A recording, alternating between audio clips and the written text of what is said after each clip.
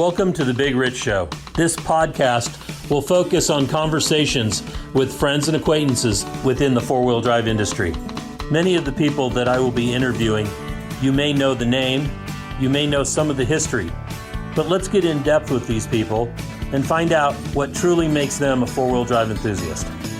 So now's the time to sit back, grab a cold one, and enjoy our conversation. Whether you're crawling the red rocks of Moab or hauling your toys to the trail, Maxxis has the tires you can trust for performance and durability. 4 wheels or 2. Maxxis tires are the choice of champions because they know that whether for work or play, for fun or competition, Maxxis tires deliver. Choose Maxxis. Tread victoriously. Why should you read 4Low Magazine? Because 4Low Magazine is about your lifestyle, the four-wheel drive adventure lifestyle that we all enjoy. Rock crawling, trail riding, event coverage, vehicle builds, and do-it-yourself tech, all in a beautifully presented package. You won't find 4Low on the newsstand rack, so subscribe today and have it delivered to you. On today's episode of Conversations with Big Rich, we have Lee Drew Reiser. Lee has been around the off-road industry for quite a while. I first met her through Skyjacker, I believe it was, and we're going to get into all of that. But Lee, thank you so much for coming on board and talking with us. You're really, you've been in the marketing part of this, and that's what we really want to concentrate on is the marketing of off-road companies and how you got involved with it. So thank you for coming out. Yeah, no, thank you so much for having me. Really appreciate the time, and excited to kind of share the story. This industry is definitely where I've basically grown up. So excellent. So let's go ahead and start with where were you born and raised? So I was actually born in Westwood, Massachusetts, but I was raised in a little town, Pahoa, Hawaii. So spent early elementary, high school, and even the first part of college in Hawaii, actually. Oh, wow. Okay. That's so not a bad place to grow up. No. My wife and I visited Hawaii, the Big Island, and then Oahu. And what I found, though, was it's too small for me.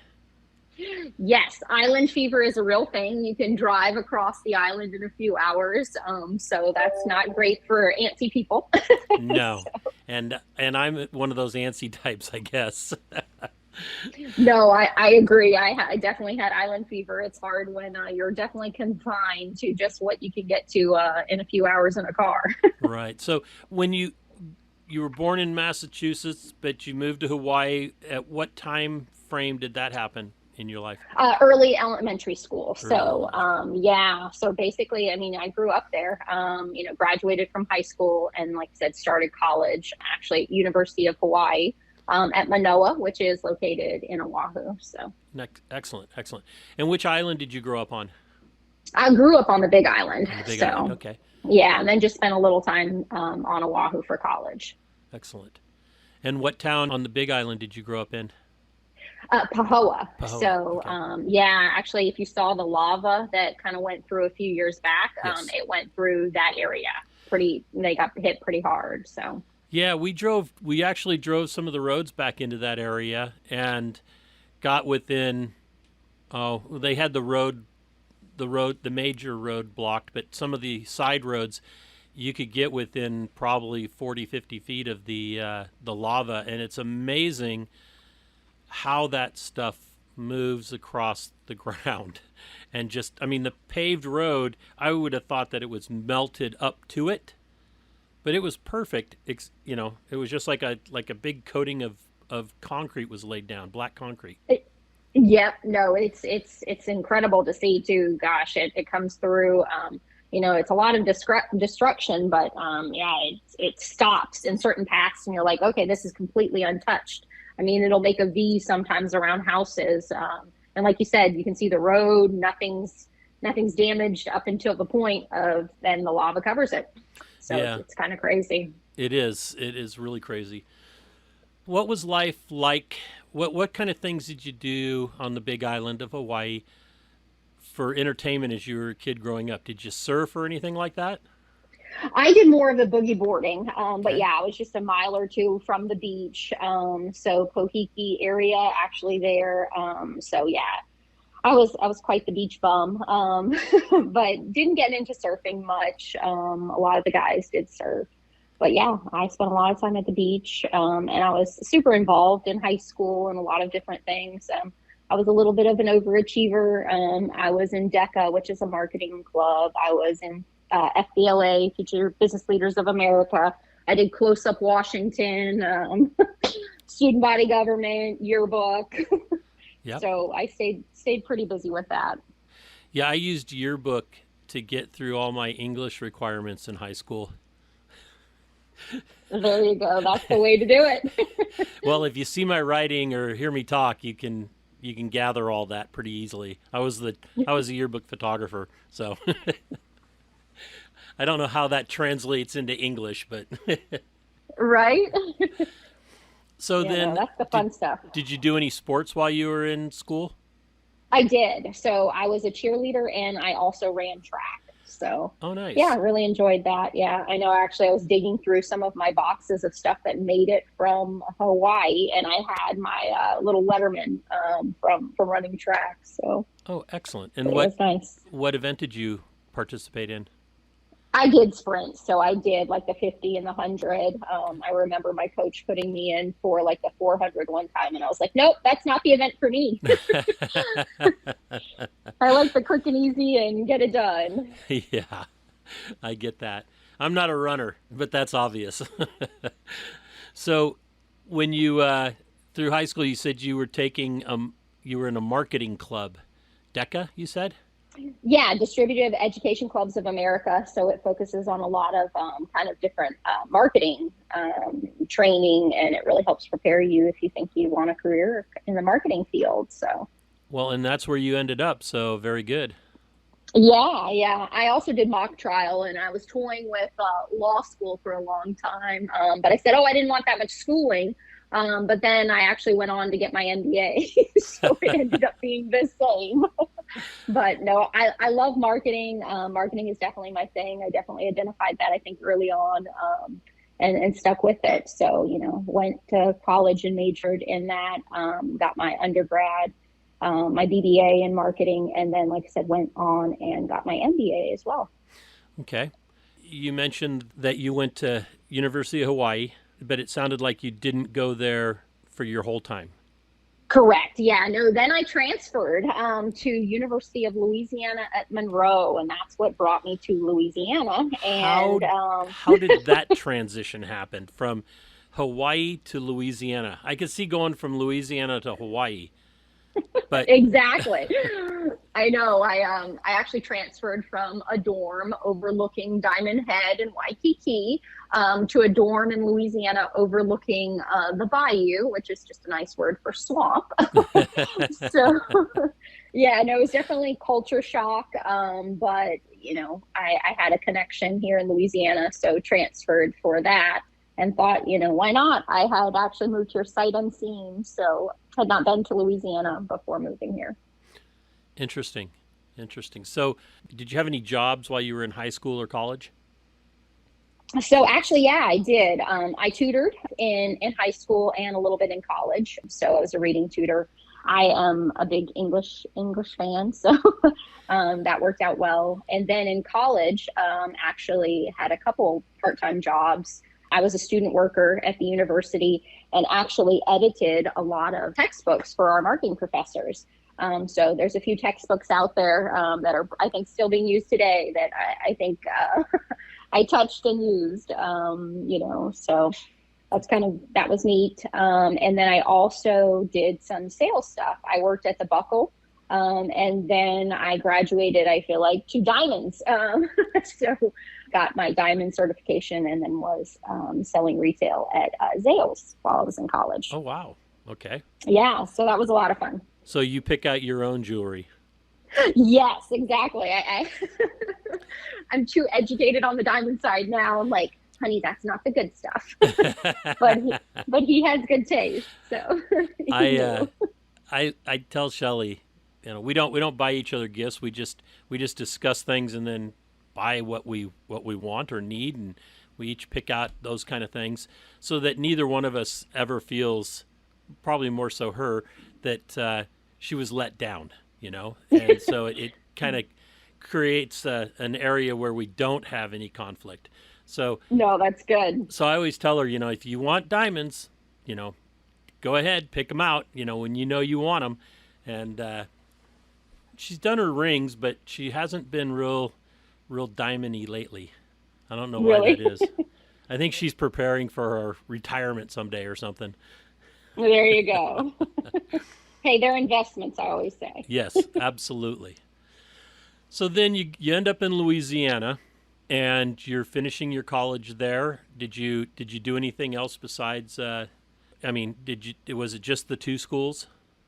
Yes, just those. I finished up college and then got into marketing directly out of college. And actually, funny story, I was working for the staffing industry. And so I was working actually at a staffing agency directly for the marketing director. And we got actually a call about a position at Skyjacker. So, and it was funny, we're not typically the ones obviously applying for it, but when I heard about the position, I was like, I'd absolutely love to do something like that. And it sounds like a really fun, industry and something very different than what I've done in the past. And so, yeah, I actually applied and got the job and was there about 6 months under the current marketing director. And she basically said, well, I hired you as my replacement. So, I'm handing it over. Wow. Good luck. That's awesome. In 6 months, huh? Yeah. So it was pretty quick. Moved into a kind of marketing coordinator role as I kind of transitioned to, get ready for that marketing director role. So, which I did grow into, and was very thankful for. Got some great exposure. And I think, that's where you and I first met, kind of on the rock crawling circuit. So yes. We were heavily involved in motorsports and sponsorship. And gosh, it was such a fun time. There was short course off-road racing. There was, We Rocks, ARCA, all of those big events. Yeah, all those big events. So a lot of fun stuff going on, and got to travel, and really kind of push. I think the marketing to kind of the national level. Obviously, we were already selling nationally, but there was a lot of things that kind of put us on the map. As I was there, kind of helping grow that marketing department. So it was an exciting time, in the industry. So you're working for a staffing agency. You're diamond certified. All your background basically is in marketing. Did you do any off-roading in Hawaii before you moved to the mainland? Oh yeah. Jeeps are obviously big on the Big Island. And just off-roading in general. There's a lot of fun spots there. So I did a little bit of that in my teen years for sure. Actually, I remember spending some time in California too over the summer, and went mudding. So that was a lot of fun. And gosh, in high school, the guys were fixing up their old square body Chevys, and that's what we took out mudding, and it was a lot of fun. So yeah, I definitely had exposure to, that side of it on the recreation, but, hadn't done it professionally until right out of college. So was that something that sparked your interest in the Skyjacker job when it appeared in your Yeah, no, definitely a little bit. But also what appealed to me is just the national exposure. I was working in a small town in Louisiana, but to see, a company that had national presence, was also very appealing. Having traveled and, seeing different parts of the world, I was kind of like, hey, I want more than just what, we have access to here in Louisiana. The appeal of kind of a national company was nice. So let me backtrack a little bit. Going from the Northeast to Hawaii, I'm assuming that was a job change or something for your parents, or one of them? Yeah, my dad. We actually went there on vacation, and my dad was in sales, and we traveled a lot anyway. So he's like, if I'm gonna be based out of somewhere. Why not be Paradise? So we picked up and moved. Okay. So, That makes sense, because if you're doing a lot of flying, it's not a big deal. yeah, and he didn't have to, travel often. I mean, obviously it's not convenient to get to a lot of places from Hawaii, but he went on longer trips and bigger trips, and was able to do that from kind of anywhere. So, and he was always in sales and did a lot of different things. So it worked out well that we could be located there and enjoy Paradise. Paradise, yes. Yeah, I enjoyed my 2 weeks there. Like I said, I think I drove every paved road within about a day and a half. Yeah. And then started to redrive all the roads like in the opposite direction.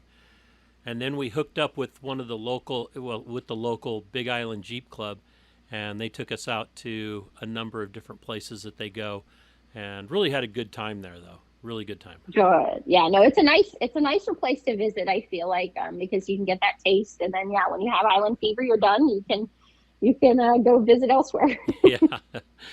So then when you got to Louisiana and you're going to college, did you continue wheeling at that point? What kind of vehicle did you drive?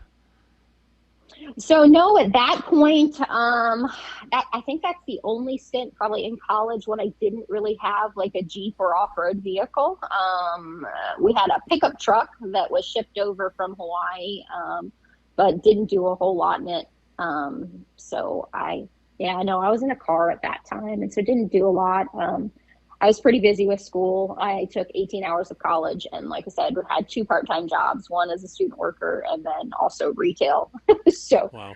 I stayed pretty busy, and I finished my undergrad in 3.5 years. So got out a little bit early, and then started working full time. And that's when I decided I wanted at Skyjacker. And that's when I decided I wanted to go back and kind of broaden my, degree, and get more, on the marketing side, and also just, management, business in general. And so I started pursuing my MBA at night, and after hours, while I was working about 45 hours a week. So Okay. that was also pretty hectic time. So Well, there I can wasn't much imagine. time for, recreation. Right. So you'd already had the job at Skyjacker when you went for your MBA. Yes. Okay. Yeah. So took me a little bit longer, because like I said, I only took a few classes each semester, to finish that up while I was working full time. And how many years did you work for Skyjacker? Oh goodness, combined, I was there a little over 13 years. So quite a while. So you'd started with Skyjacker, and then you left there for a little bit, didn't you? Yes. I went to Fab Fours. Fab Fours. So, yep. Okay. Yeah, and then actually came back and worked for Superlift, also on the suspension side, and then back to Skyjacker for a little while, and then got an amazing opportunity with the company I'm at currently. So, Which is Truck Hero, but I started on the Legacy Lund side, we call it. So I was on the Lund brand side when we merged with Truck Hero. okay. And what are all the brands that you that are under Truck Hero? So we've got almost 30 brands under the Truck Hero umbrella now. Wow. So yes, it's quite a lot of brands. We have about 12 truck bed cover brands. So that's our truck bed cover division, which includes ARE, X-Tang, Truxedo, a lot of the bigger names in tonneau covers Right. and caps that you'd be familiar with. And then we have our accessory division, which is a lot of the Legacy Lund brands, Bushwhacker. We have Amp Research, Infab, Husky Liners. And then we have our Jeep and Off-Road division, which I'm over the marketing for the whole Jeep and Off-Road side now, and then 2 of our accessory brands. So I cover brands like Rugged Ridge, Rampage, Superlift. And then, like I said, I retain 2 of our accessory brands, Bushwhacker and Infab, which, pair very nicely with the Jeep and Off-Road side. Right. Okay. Are you guys continually as a business model? Is Truck Hero going to continue picking up companies as they fit their mold? Oh yeah, I think that's that's been a plan for a while. We're always looking. Has to be the right opportunity, has to be the right mix. But that's certainly something that's of consideration. We've got a lot of the categories covered.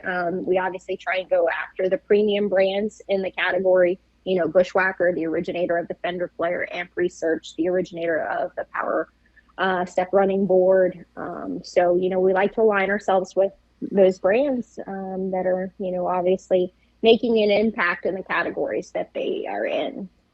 And you're still based in Louisiana? Yes, yeah. So what's nice is our Superlift facility is right here in West Monroe, where I live, and then I'm close to our kind of accessories corporate office, which is in Atlanta, which is just a 45-minute flight. So I go up there, and then we also have our Onyx kind of Rugged Ridge facility, which houses a lot of the Jeep and off-road brands, and then our Lawrenceville facility right there in Georgia as well, which is the manufacturing site for like our AVS and Bushwhacker brands. So okay, it's kind of nice. We've got 3 of our large facilities right there, very close. Excellent. So let's talk about those days at Skyjacker and then Superlift. I know that there was like a trading of business cards, it seemed like, with a lot of employees, where they'd be at Skyjacker, then over at Superlift, then back to Skyjacker, or vice versa. Yes. It seemed like you guys were like competitors, but you guys kept, was it, one company trying to steal the other ones, or was it just, around the barbecue with the other company all the time? It always amazed me. Yeah, it did. No, and it definitely happened. And that's what happens when you have 2, fairly large aftermarket companies in the same little town. There's not a lot of other opportunities, and so employees, would transition back and forth. Because obviously you have the expertise in that area, and you get, familiar and comfortable with the suspension category. So yeah, no, definitely competitors, but it's a small town. Everybody gets along. And there was some time where, it's friendly competition, but still obviously competition. So.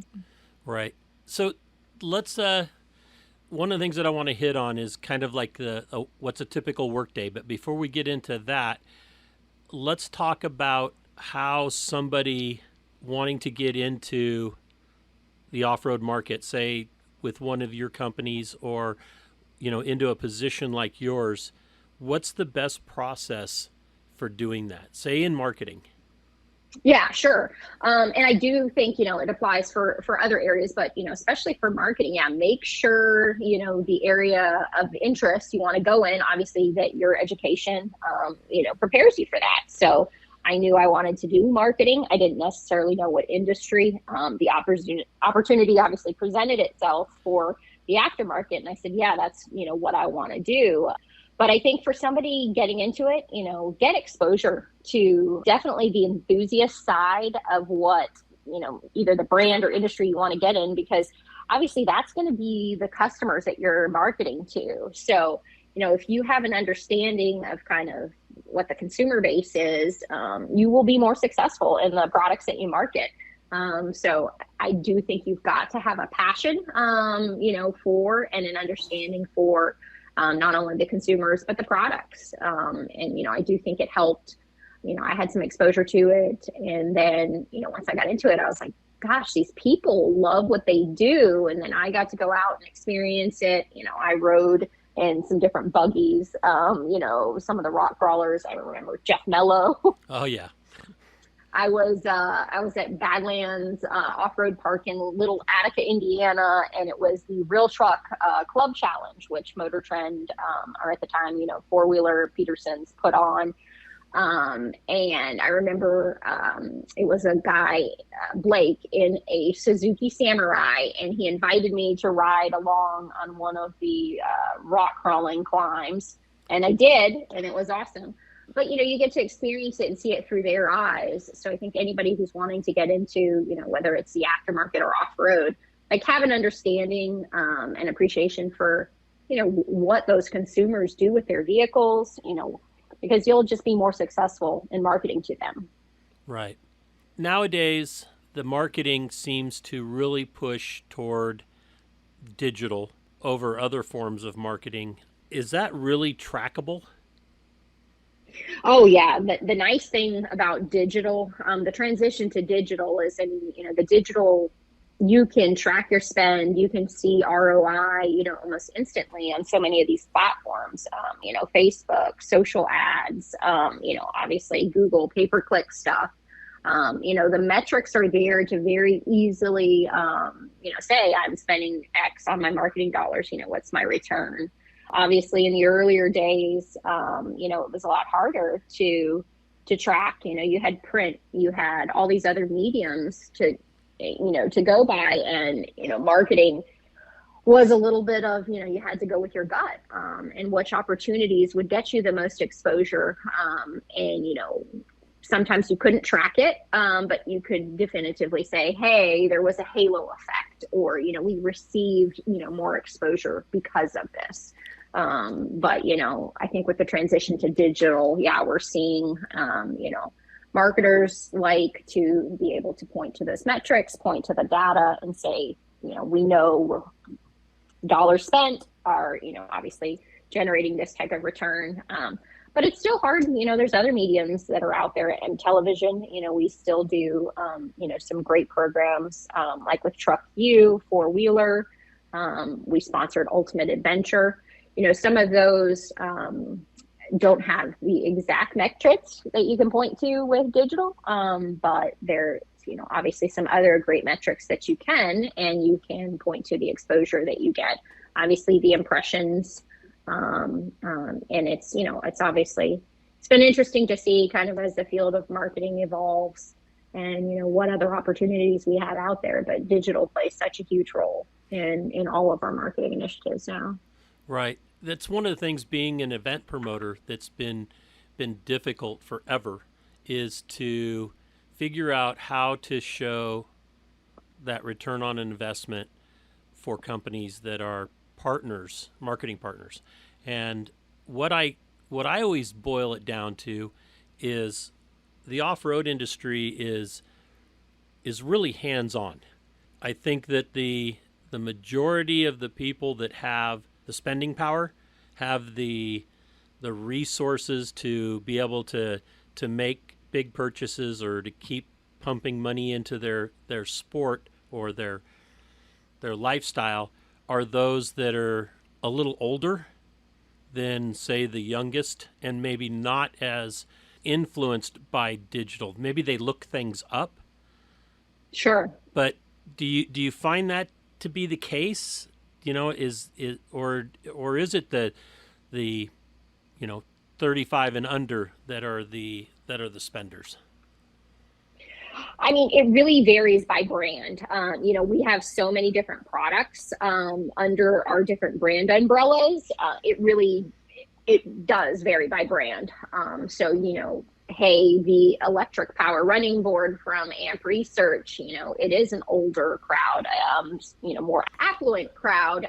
So, that crowd is definitely different. You reach them, I think, in a different way. And we obviously use other forms of marketing and different channels to still reach, consumers, because they vary so much. And obviously their digital activity, but there's that whole crowd, even the older generation is, they're active on Facebook and social because they've got children or grandchildren that they want to keep in touch with. So, obviously digital and social is still, a good place to reach them. Because you can pinpoint them by, using certain demographic tools, not just age. Absolutely. But interests. The targeting. Yes, the targeting, when it comes to interests, obviously it's great. When it comes to a lot of the social advertising that you can do, you can really hone in. Now it comes from, you need to know your consumer. You need to know what their interests are. You need to know what they're doing. So it does go back to, like what you were saying with, them being engaged in motorsports and different things. Well, for the Jeep side of things and the Jeep and off-road categories, those are absolutely interests, that are targeted, because we know that's what they're doing with their vehicles, Right. And I always say Jeepers will find a way to, beg, borrow, or steal to support that habit. And it holds true. Jeepers, no matter what sort of is going on, usually in the economy or in the world, they're going to find a way to, because that's a source of obviously not only happiness for them, but, how they go out and enjoy life. They're out there using their vehicle on the trails. Right. Okay. So let's run through influencers. I know that's a big hot topic nowadays on whether or not, like, Instagrammers, Instafamers, whatever you want to call them, that, have 100,000 or 900,000 followers. Are they, at one time they were really considered, oh, that's the people we got to support. But do you find that that's a good way to spend money or not? Honestly, it also varies by brand. I do think certain brands and products definitely have more success and more luck with influencers. There's no doubt. It does work well, I think, in some tight, niche off-road groups. They want to see what the hardcore guys are using. And if they're using your products, there's some credibility to be gained by that. But it has to be authentic. It can't just be, obviously, a paid influencer program. So I think that's what's important with, obviously, the brands, is to align yourself with influencers that are genuine. They actually use the product for what it's intended. And they have used products similar to that before even, maybe using your brand. So that when they use it and they're showcasing all the benefits of it, they believe that, it's not just a paid influencer program. So a lot of the influencer sort of relationships that we have grown out of that. They've loved using Bushwhacker products over the years. So we've obviously, then grown that relationship with them. But I do think the most important thing is it has to be genuine. It has to be a product that, if you find somebody in a completely different field and you're like, yes, I want you to be an influencer, start using and promoting my products. Well, their fan base isn't your fan base, and it doesn't make sense always.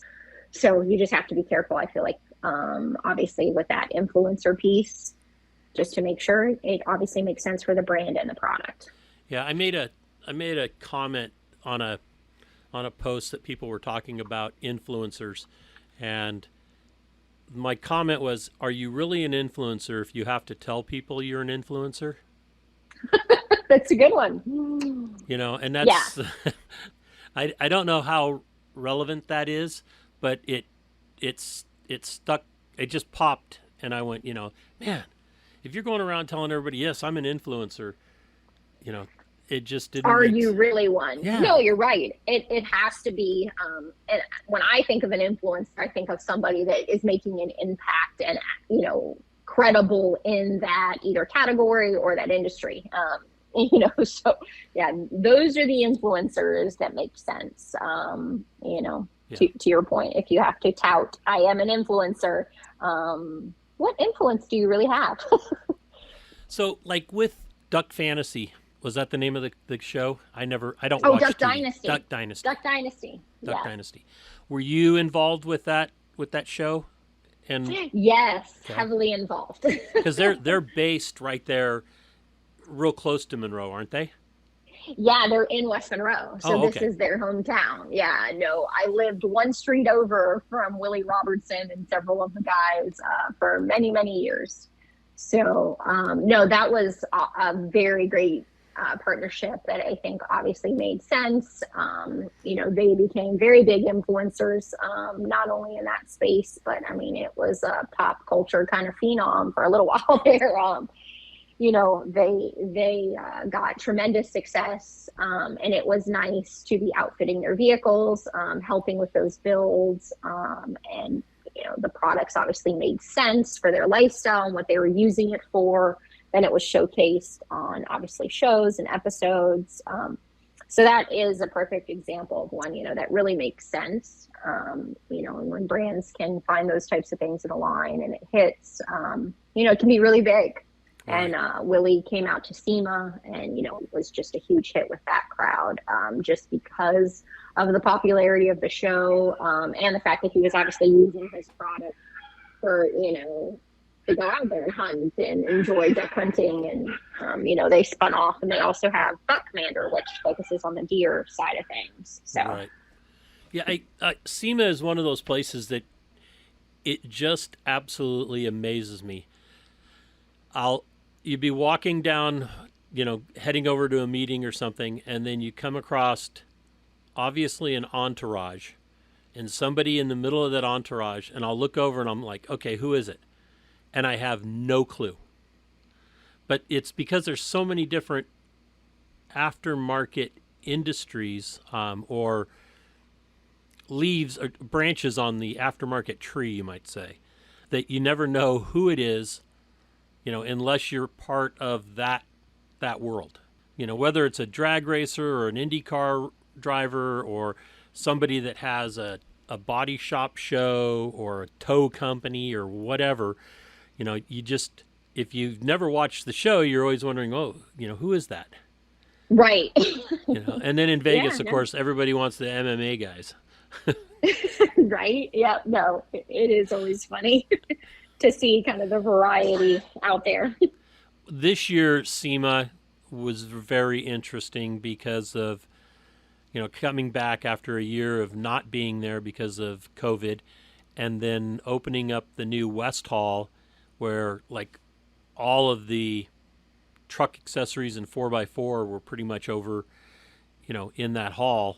And then companies that had, more diversity, like say Curry, okay, where they're building for hot rods as well as for off-road, that people were, they'd have two booths, or they'd concentrate on the booth area where they were the most known. But it was really interesting seeing the way people used their booth space this year. Did you guys go out were you out at SEMA? Oh yeah, we had a very large booth in the new West Hall, right. To display all the brands. But yes, we had a great experience in the new hall. And we did, we tried to focus on, we had the Jeep off-road, we had trucks, we had kind of a varied offering in the booth. Did you find that you had better contact with true possible distributors or distributors than you would have in years past? Less looky-loos, maybe? Yeah, no, I think the quality was good this year. We had, obviously, the people who wanted to be there were there. People were excited to be back and in person at the show. So there were a lot of quality connections and quality, conversations that happened on the show floor. And that's been my experience talking with different company representatives like yourself, is that, even though they were down probably, I guess there was only like 11 or 1,200 vendors instead of like 4,400 or something, and then the numbers of the spectators or the enthusiasts of whatever were there, the numbers were a lot lower, but everybody that I talked to said that they had really quality discourse with those that were there. They didn't feel like they were burning a lot of extra time. Yeah, no, agree. And honestly, the SEMA cruise and the SEMA Ignited was the biggest I've seen in years.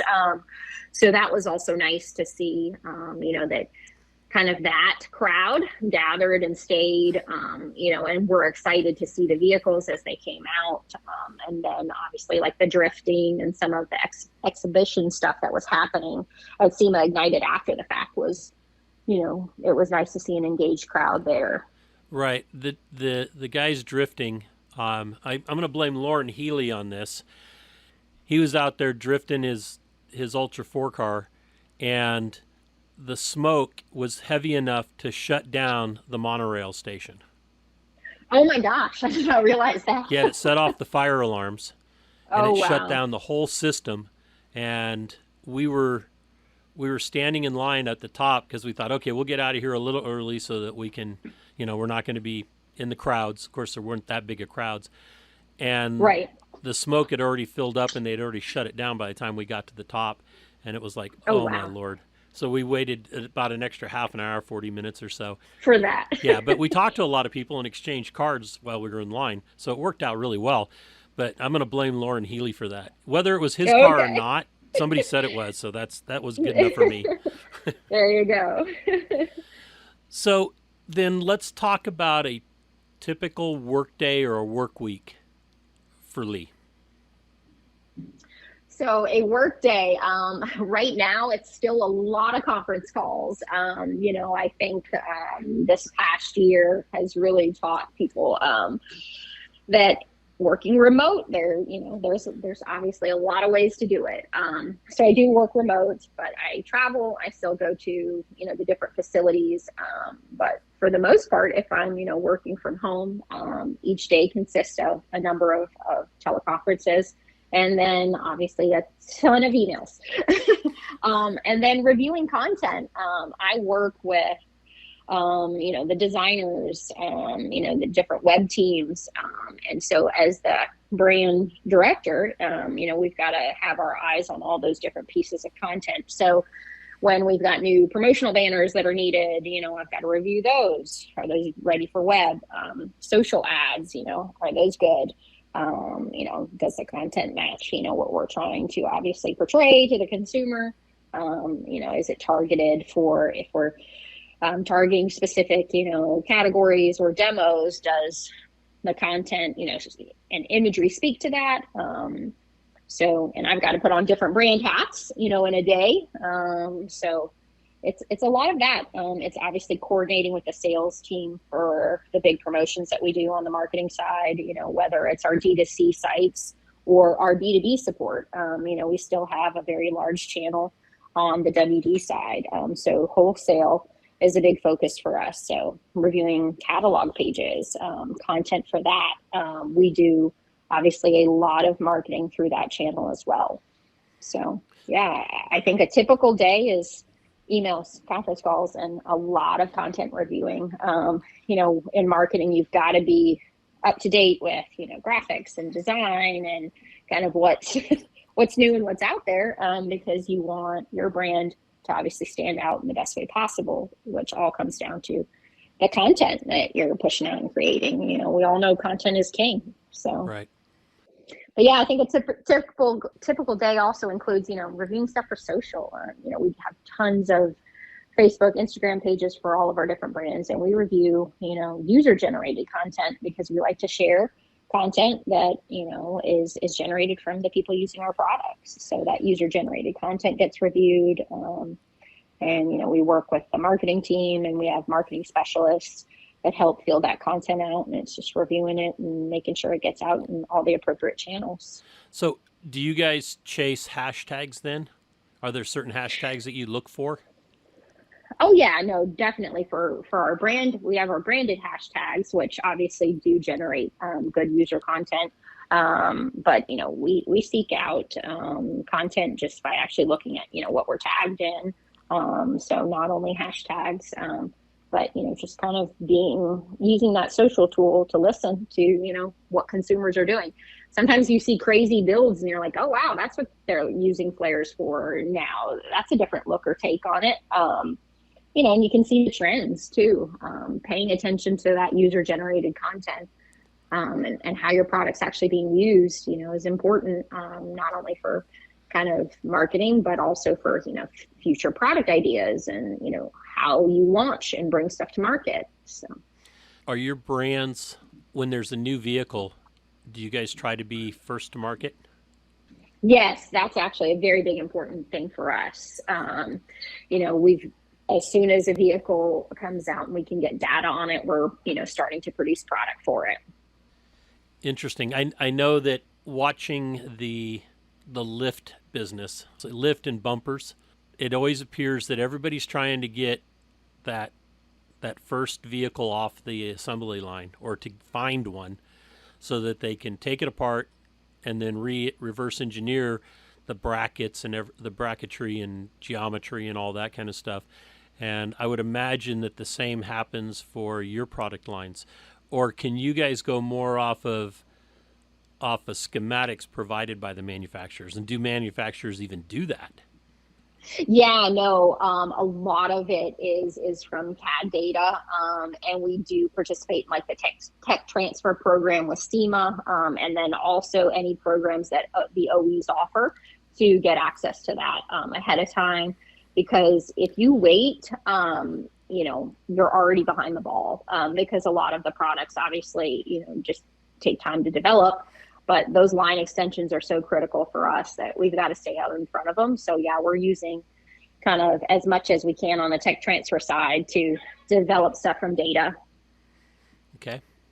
This is good information for those listeners that own fab shops or businesses that are producing product, that if you're not part of SEMA, you should be, so that you can participate in that technology sharing with like the CAD and the measurements and everything they get from the manufacturers. Is that correct?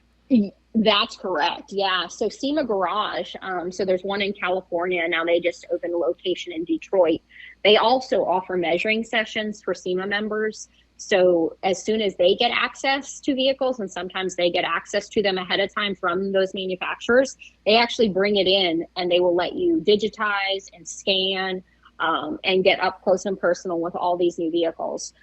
They just had, I think it was the new Tundra recently, that they announced a measuring session on. So yeah, if you were missing something that you didn't get in CAD, or wanted to get up close and personal with those vehicles, they have equipment to actually digitize and scan, and they have ways to obviously let you do that at the measuring session. Excellent. On the marketing side, what do you think is going to be the hot new platform or whatever? I know that a lot of people jumped onto the TikTok, and I don't understand TikTok. I don't know if that's a spot for off-road manufacturers or not, aftermarket manufacturers. Where's the hot spot besides Facebook? Yeah, I know. Honestly, everyone's like, what's the next thing, right? Snapchat also was, kind of the up and coming platform for so long. And then it was like TikTok emerged. And we do have a TikTok page. I definitely think it's a little difficult for, off-road and just the aftermarket in general to embrace kind of newer technologies. I think we let other industries kind of test it out and have the success and failures. And then we're like, yep, that's where we want to be. But I do think it has to make sense for your brand. So I do think it varies, of course, by brand. TikTok may be great for some brands and some products, but the audience is a lot younger. So, obviously that matters. And it's a very different world on the TikTok side. And it's kind of hard to gauge what content really hits that area. We've had some fun videos, that we've posted. But I think, if you're really looking to test and see if it's something for you, TikTok influencers is more, we identified some that they had a decent following. They were posting content that was relevant. So, you reach out to them and you kind of see how that goes. Versus, your content from your branded page. It was a truck TikTok page. He had like over 100,000 followers. And so I kind of paired up with him for some content that we did. And of course, his stuff hit way better than ours, because he had that kind of engaged fan base already. So right. TikTok is interesting. Yeah, I definitely think a little too early to tell if right now it's a big thing for this industry. It doesn't seem right now that it is. But we're there. We play with it as well. But I think the fun thing that we've seen, we do some fun gifts for our brands and different things. And that page has generated a ton of views. And so people, they can use that on their Insta stories in different places. And that's done very well. So again, it kind of varies by brand, but you have to be able to kind of react. And if all of a sudden we start getting great engagement on some of those platforms, then we have to be able to put more resources into it. So I think that's the kind of the key, be flexible, be adaptable, and watch the trends, because, if something's emerging and you're not following it, you don't want to get left behind. Right. So it's being fluid and being able to pivot quick enough to follow those trends. Yes, absolutely. We've always said that the off-road industry, and I'm going to make some people mad here, is probably about 5 to 7 years behind most industries when it comes to marketing. And I don't know if it's because of the age, like I said, of the people that are the ones with the disposable income, the buyers. I can go back all the way back to when we first came to Texas to put on an event. My son was asked, well, what's the difference between West Coast wheeling and wheeling in Texas? And looking at the vehicles that we were running on the West Coast were much more advanced than the ones being run in Texas. And in the technology, whether it was shock packages or types of suspension. As you know, every fab shop out there was building, at first it was leaf springs, and then it went to, quarter elliptical systems and reverse shackling and, extended shackles and all sorts of different things. Everybody was experimenting to get, to try to get as much travel as possible. And those trends were, when they were popular in Texas, was 5 to 7 years after it was popular in Arizona or California or Nevada. Yeah. And I find that to be that way in the marketing as well for companies. And the other thing I find is that the off-road market, especially for fab shops, is that we have some great fabricators and engineers building things that nobody knows about. Yeah, no, you're exactly right. And I do think a lot of it is because, this industry is built from that kind of entrepreneurial spirit. So many of these guys are, hey, I can build a bumper. Hey, I can build, and they have great products. Then they don't have the distribution or, I guess the support for that, to kind of bring it to market and let people know about it. So I do think we're slower to adapt kind of the new kind of cutting edge marketing tactics, but I also think we're slower to to even adapt some of the technologies that are used in different industries. And then the trends vary by location, like you're mentioning. You got the West Coast crowd, you got the Deep South, you got Northwest crowd, Northeast crowd, like. It varies so much by what's popular there too. You've got, some of the fads with the nose down, nose back. Oh, what the Carolina squatters, they just just outlawed, right? I mean, thank God. That just seems dangerous. If you can't look over your hood, you right. need to rethink your designs. I can only afford half a lift. Yeah. So, I do think there's a lot of things happening in the industry that causes it. But we are, it doesn't make me mad to say that we are behind in some of those areas.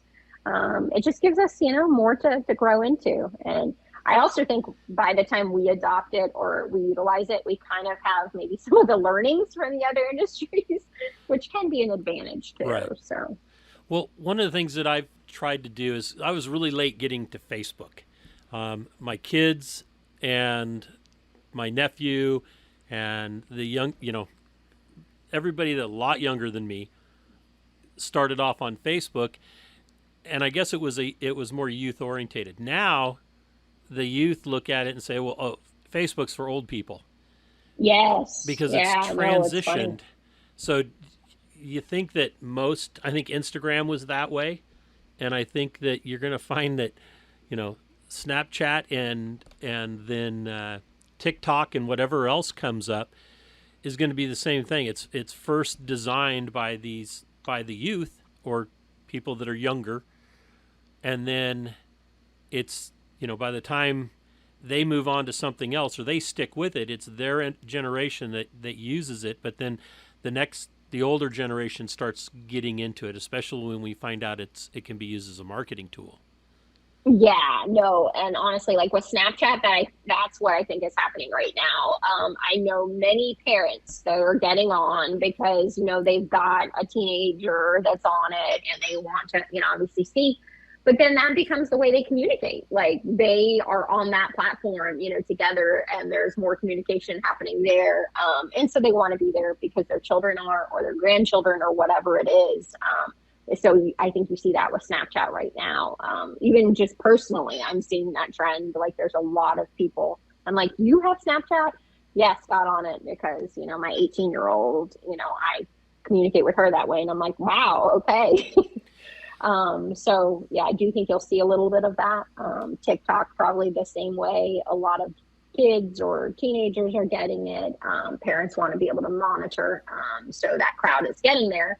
Now, how is it effective to market to that crowd? I think is still what kind of is to be seen. Right. So TikTok is basically the thing that's the hottest thing right now, with growth. It appears. Is there anything else that you're looking at as a possibility down the road? Getting involved with. Is there something else that I don't know. You have kids that are younger. My kids are all older now. Our youngest is 30 or 28, 29. Is there anything in there that you see that might be like going to raise the tide? We actually have a social media manager now, because of all the brands that we have. We really needed somebody focused on kind of those trends.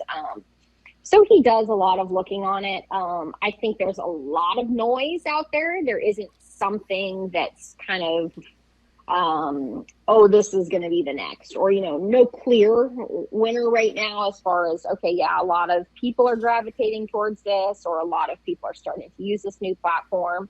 At least not that he shared recently. So I think there's, like I said, a few things kind of, oh yeah, that's, you're seeing little movement, but nothing like big. So, I don't know that there's anything that I would say, oh yeah, we're going to be there. We're going to, support it with our brands, right now.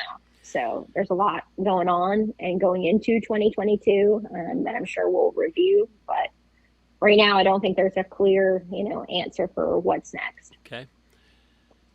WhatsApp is something that I was told, it's going to be the newest big thing, and then because it was way bigger internationally than it was here in the U.S.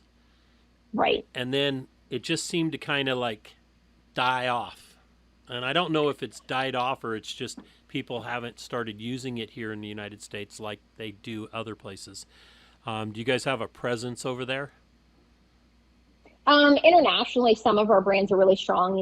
The Rugged Ridge brand, kind of our Onyx products, have a good international presence. And we actually, as Truck Hero, went to a recent event in UA. And, we have a following. There's a need for our brands over there. But we have definitely not started using, WhatsApp for that purpose. Honestly, the exposure for WhatsApp is a lot of international. Like I had family that was in Thailand and family in London, and honestly, like that was the easy way to communicate was using that. So I definitely think internationally, a lot of people are already there and using it. But yeah, I don't think for us that's really a big thing. Big, it's so big here, right? That's the impression I got. So, you personally, what do you think the future holds for Lee? Well, I'm excited. There are some big things going into 2022. This past year, I was able to attend Ultimate Adventure, which was awesome because I've sponsored it in different capacities at different companies I've been in, and we came in a big way with Truck Hero this year, and we sponsored Rugged Ridge was the presenting sponsor. We had Bushwhacker as the official fender flare, Infab as the official sidestep. So all my brands were really represented well there. We had Real Truck as the official retailer. And I got to go on this event that I'd seen for so long, the coverage, and it has such a great following. But it was funny finally getting to attend and see, like, there's so much you miss in the coverage. I was like, it doesn't tell half the story. Like, it's just such an experience. It truly is an ultimate adventure. So having kind of attended that and gone this year, I think it gave me the confidence to say I want to do more stuff like that in this industry. And I want to do stuff that stretches me, that pushes the limits a little bit more. So I'm actually going to be competing in the Rebel Rally in 2022. Oh. So, I already have a confirmed team number, officially signed up, and going to be competing. And building a Jeep for it. So, Well, I guess I'll be seeing you for 8 days out in the wilds. Yeah. Because my wife and I staff that. We're course officials. And you're doing it again for 22? Oh, yeah. We've done it all 6 years so far. And we will be going back as long as Emily will have us. Oh, well, that is great news. Yeah, no, I'm so excited. They put on a great event. Yeah, Emily and the team, we heard such positive things from different people that were partners in the past. And then also Nina Barlow, of course, that won the event this year. She's been somebody we're working with on guiding, and she's actually taking our team on the Rubicon Trail this year. So that's the other big thing that's planned for 2022 is we've got a Rubicon trip with kind of good representation from all of our brands. We're going to have Ian Johnson out there, so it's going to be a really cool deal. And so, I'm going to go out actually to a training too with Nina to kind of get more exposure and get ready for Rebel Rally. So, yeah, if you're going to be just the driver, I think it's better to be to know the whole thing. Yes. With you look at the girls that have done really well in that event every year, and it's they can drive, they can navigate, they understand the math and how to do the plotting, and then the other thing is sand driving, which Nina's probably one of the best out there to teach you that. When you get into those sand dunes, they can be really intimidating. Yeah, no, we actually got to play in the sand a little bit at Moab this past year. We went kind of to the dunes area in Moab, and it's just funny how a Jeep reacts in the sand. And yeah, if you're not used to it, you need to kind of get familiar. And obviously, that event, there's going to be so much of that, and I want to make sure, we're prepared. Yes. If I'm going to do something, I want to do it well. I understand. But the thing to remember about the thing to remember about the Rebel is that your first time there, make sure you're able to absorb it all and enjoy it. Yeah, I think absolutely. that there's too many first timers that show up and they'll say like, well, I'm a extreme rock crawler or, trail rider, or I'm really good at this and I'm really good at that. I'm a mathematician or whatever. And, this is going to be my gig. And then they get out there and, they're not used to setting up their own tents, tearing it down in a hurry, sleep, Yes. Not getting enough sleep, all the different things that happen in that event.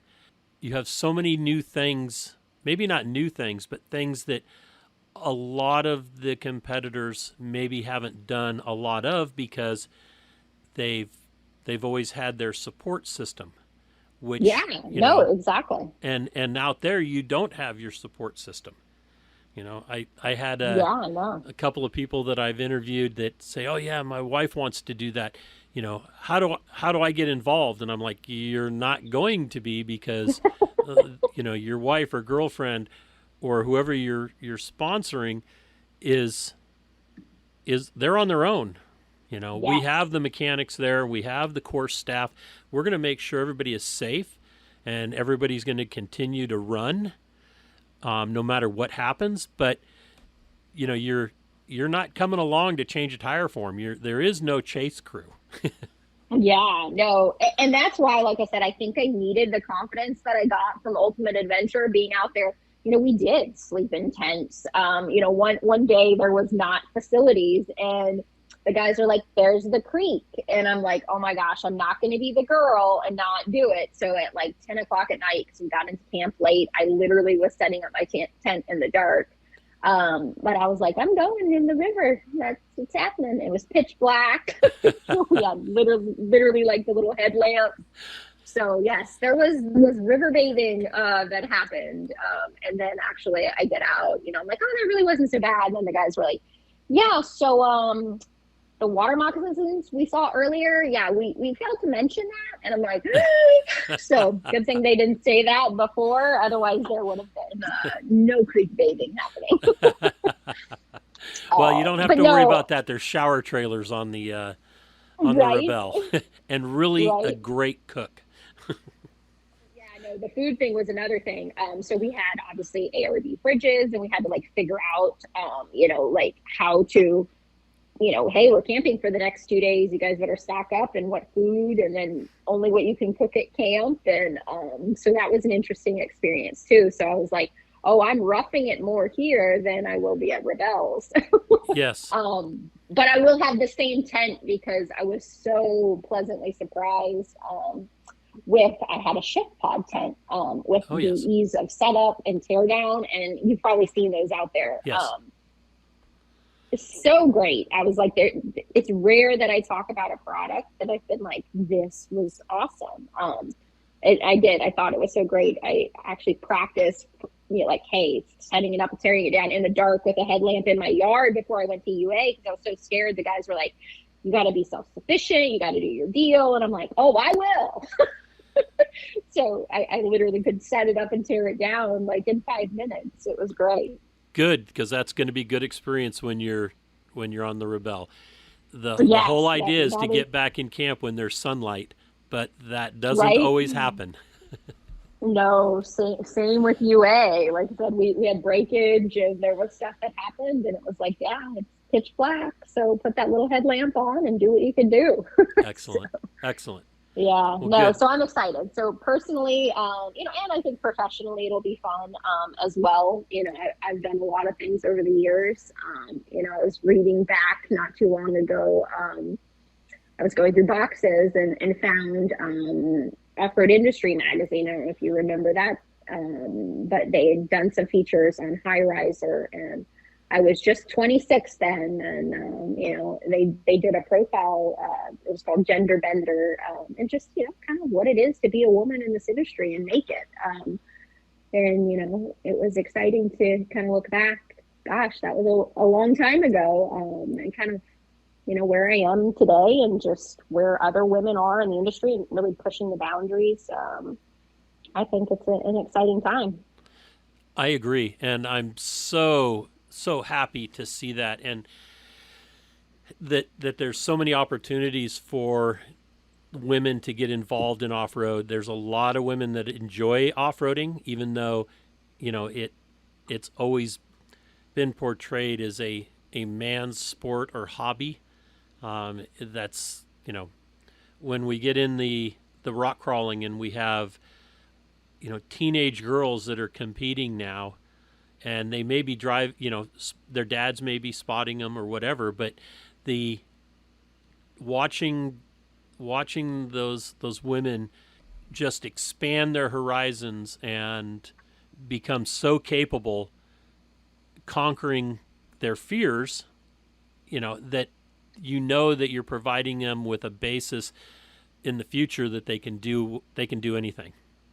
Yeah, no. And it's so important to recognize kind of the people that encourage that. There's a lot of strong women that have kind of broken down some of these boundaries, but yeah, props goes out to the men in this industry that help encourage that and promote that. I will say, like, on UA, it feels like, the good old boys club, but everybody was so accepting and supportive and, hey, Lee, do this, or like, let's get you exposure to this.